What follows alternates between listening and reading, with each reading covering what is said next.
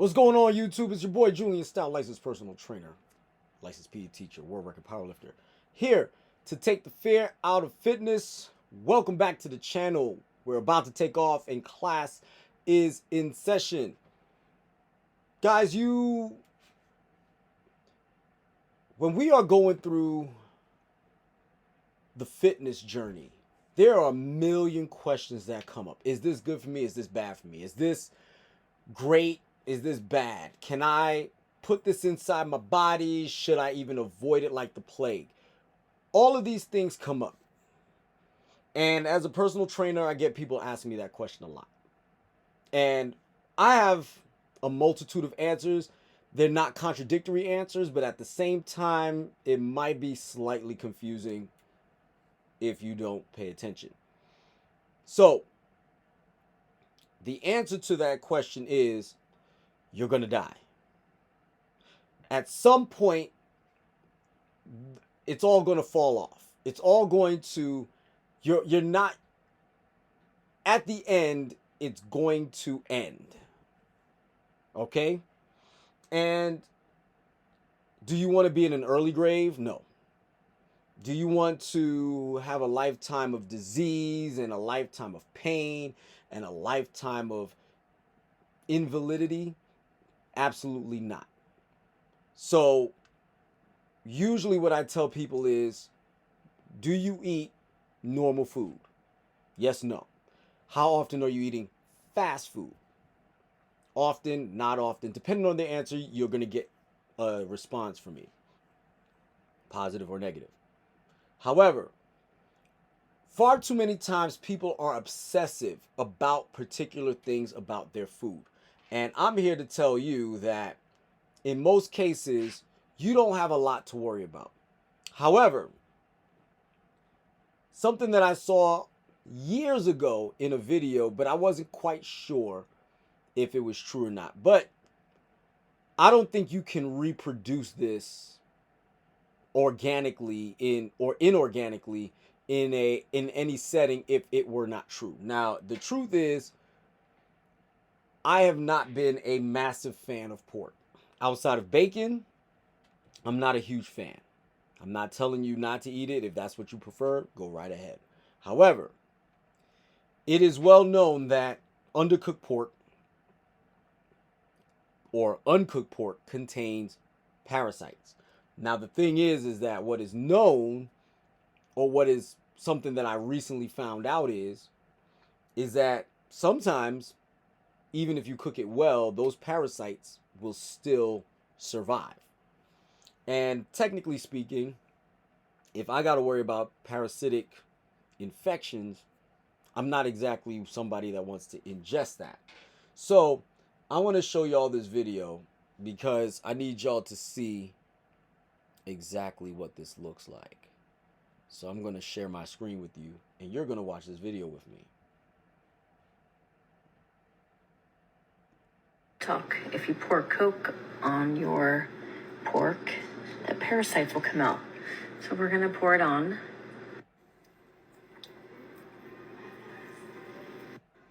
We have a debate because I don't think it's true, and Andrew does. We'll let it sit for a couple minutes and come back. Oh my God, we are never eating pork again. Yeah. So what you're witnessing is Coca-Cola causes the parasites to remove themselves from the pork if it exists. And with that, they said they're never eating pork again. Me personally, I wonder if it's even worth it because, again, those parasites do tend to die when you cook them. However, in many of cases, it is known that some of them may actually run living if, whether it's cooked well or not. Obviously, if you char it, you probably kill any parasites in there. But, and when I say char it, I mean like burn it black. I'm not talking about barbecuing it. I'm legitimately talking about like burning it. Okay? So I started to do a little bit of digging myself, and something that came up that when I was reading it, it kind of made me a little irritated. So, what you're looking at here is from the Eat Well. So it says, is pork bad for you? Here's what a dietitian has to say. So it goes into, we love it this way and that way, and I'm not going to get into all of that. And leaving many debating whether or not it's bad for you. But while some are strict avoiders due to religious or cultural or health reasons, others may strongly prefer all things bacon wrapped. Now, I'm not going to lie. I ignore the bacon aspect, and I will go into it. But any like pork chops, pork loins, and things like that, I prefer not to. I actively try to avoid it as best as I can. So what if you happen to you eat pork every day? So here are the nutritional values of pork, particularly, and it comes out to be 171 calories for 3 ounces, which is about the size of a deck of cards. Okay. There's no carbs, there's no fiber, there's no sugars unless you add it. Protein is 23 grams, which is roughly, depending on the average human in America, actually we'll go with the average male in America, and that's roughly about 160 pounds. So you're roughly getting about 1/8 of your protein in one serving of pork, and it's trimmed of fat, of course. Saturated fat is 3 grams, total fat is 8. Sodium is 43 milligrams, so it has natural salt, but it's not a lot. Potassium is 303 milligrams, which is something that you need. And choline is also 55 milligrams, which is also another nutrient that your body kind of needs. So it does have a high quality protein. We're not going to go into the specifics of it. Eating pork daily gives your body a filling source of protein to get you closer to meeting your protein needs. Recommended adults eat about 5 to 7 ounces of protein foods daily. So you're looking at 7 ounces, so 3 ounces, 7. So you're looking at about double that. So your average person eats about 45 grams of protein a day. And recommendations vary by age, sex, and physical activity, which is in fact true. Due to the nature of your body breaks down proteins first and then starts to utilize them through a form of gluconeogenesis, like I've talked to you numerous of times before. So therefore you need more protein in your diet the more active you are, so that way you avoid destroying your amino acid pool. Protein is especially vital as we age due to the diminishing muscle mass that happens as we get older. You lose 10% of your muscle mass every 10 years after the age of 40. Sarcopenia, meaning your muscles break down and die. Sarcopenia is a progressive loss of lean body mass, like I just said, muscle and tissue. I wasn't even reading that. Muscle and tissue, and is associated with numerous adverse effects, including malnutrition, falls, debility, functional decline, and depression. Okay? Choline is a nutrient critical for developing healthy brains and spinal cords. Developing babies during pregnancy. Surprisingly, prenatal vitamins offer little to no choline. 3-ounce serving of pork can help fill this daily choline gap because it provides a good source of choline that can benefit both mom and baby. Again, I'm a male, don't need it. Not like that. B vitamins, you could take B vitamins, so that's not necessary unless you just prefer to get all of your nutrients through food. So now this is where, after I read this article, it kind of like burnt my bridges a little bit, because it can be a part of a heart healthy diet. Some cuts of pork have received American Heart Association's heart check certification, like boneless pork sirloin roast, pork tenderloin. This means these cuts are extra lean in meat and extra lean meat, so they contain less than 5 grams of fat, 2 grams or less of saturated fat, and 95 milligrams or less of cholesterol. Okay, so that's that. May help you eat more plants. I don't know about that, especially if you're the barbecue type. I don't think you're going to eat more plants. But now here's the potential risks. May increase your risk of foodborne illnesses. You've got, where are we at? Trichinosis, Trichinosis is a concern of infection can be fatal. It is caused by the Trichinella roundworm, which is found in undercooked raw pork. Duh. And it's said that the CDC knows that's probably what you were seeing when the Coke was poured, by the way. Past 40 years, there have been few cases of, and the risk of disease from commercially raised and properly prepared pork is very low. Cooking the pork to recommended temperature is key, lowering your risk of eating contaminated meat. So here's the deal. It doesn't tell you what it is. So let's go ahead and look. All right.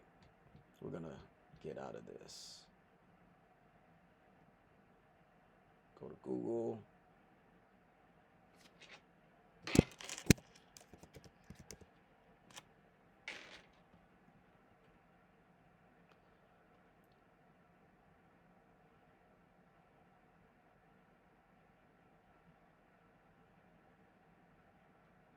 Okay. Trichinosis is headaches, fevers, chills, coughs, swelling of the face and eyes, aching joints and muscle pains, itchy skin, diarrhea, or constipation may follow the first symptoms. If the infection is heavy, patients may experience difficulty coordinating movements and have heart and breathing problems. So, if you have this parasite in you and you start noticing that you're feeling a little weird, you might want to go to the doctor because, as we already know, it is fatal. Move throughout the body and muscle tissue, meaning it gets in the muscles, and in and around organs. This can cause potentially dangerous, even fatal complications such as pain and swelling of the muscle layer of the heart wall, myocarditis, and brain, encephalitis. So remember, we just talked about, this is where I start having my problems with specific things, because now we're going to go back to this thing, because not only does it tell you that it could cause a foodborne illness that can actually interrupt your brain or your heart, but then it tells you might increase your risk of heart disease, but it can be a part of a heart healthy diet, and choline is good for your brain, good for brain development, right? So which one is it? Is it beneficial to have something that benefits your brain but also can potentially destroy your brain, or something that is heart healthy but could also potentially hurt your heart? Now, if you guys don't follow me on Facebook, I posted a reel on there explaining what I'm about to explain to you right now, and I'm about to land this plane. Guys, if you start seeing conflicting information about a particular food, chances are you don't want it in your diet. If you want to eat pork, by all means, that's your right. That's your